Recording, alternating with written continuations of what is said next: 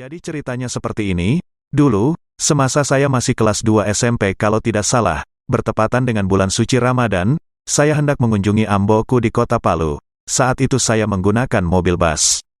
Di tengah perjalanan, terjadi kemacetan panjang, karena jembatan Bolong Mamuju saat itu rusak total. Saat itu saya sedang duduk di kursi paling belakang kalau tidak salah, nomor joknya 34, selain duduk di belakang, saya juga mabuk akhirnya sering mual. Sialnya, kantongan plastik yang disediakan oleh pengelola travel telah habis saya gunakan. Jadi dalam keadaan mabut dan halu tiba-tiba di atas kepala saya seperti ada bohlam menyala disertai dengan bunyi ting-ting. Setelah mendengar bunyi ting tersebut, saya langsung mengambil wadah tempat bekal saya yang telah kosong bukan Tupperware. Nah, kebetulan wadah tersebut sebelumnya berisi palako itik khas masakan mama saya.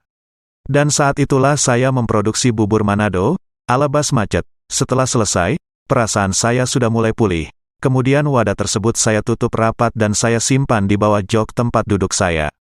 Dan tiba-tiba terjadilah suatu peristiwa yang sulit saya lupakan. Saat itu sang kernek mobil datang dan menghampiri saya, dan mengatakan mungkin kita masih akan tinggal di sini sekitar 8 jam. Masalahnya saat itu tidak ada warung makan. Singkat cerita, saya tersadar bahwa ternyata sang kernek mobil hanya basa-basi. Ternyata ada maksud dan tujuan lain sehingga berusaha sok akrab dengan saya. Ternyata sang kernek mobil bertujuan untuk mengelabui saya.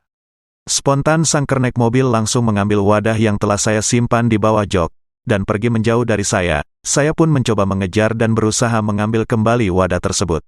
Akan tetapi apa daya, saya tidak sanggup untuk mengejarnya, karena kondisi saya masih lemah dan sempoyangan.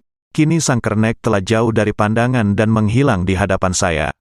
Namun hal itu tidak membuat saya patah semangat untuk merebut kembali wadah tempat bekal saya yang berisi bubur Manado. Sekitar 20 unit bus telah saya lalui, dan akhirnya saya pun melihat sang kernek duduk di belakang sebuah mobil. Saya pun langsung menghampiri sang kernek. Belum sempat saya mengajukan pertanyaan, sang kernek langsung angkat bicara dan meminta maaf dengan nada penuh penyesalan kepada saya. Kernek mengatakan, "Maafkan aku, yang telah merebut makananmu." Saya hanya terdiam dan merasa iba melihat semua kenyataan ini.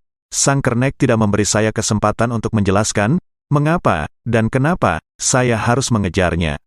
Sebagai bentuk permintaan maaf, sang kernek berjanji akan mentraktir saya makan. Katanya, jika macet telah terurai, hal yang paling utama untuk dilakukannya adalah mencari warung makan. Di hadapan sang kernek, dan dalam keadaan tersenyum, hati kecilku berkata, "Ya Tuhan, untung saja saat ini belum ada yang namanya wabah COVID-19, karena kejadian itu terjadi pada tahun 2007 silam." Bersambung.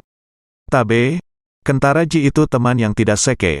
Pasti na like, komen, share dan subscribe juga na nyalakan tombol lonceng na, karena semua itu gak bayar alias porodeoji.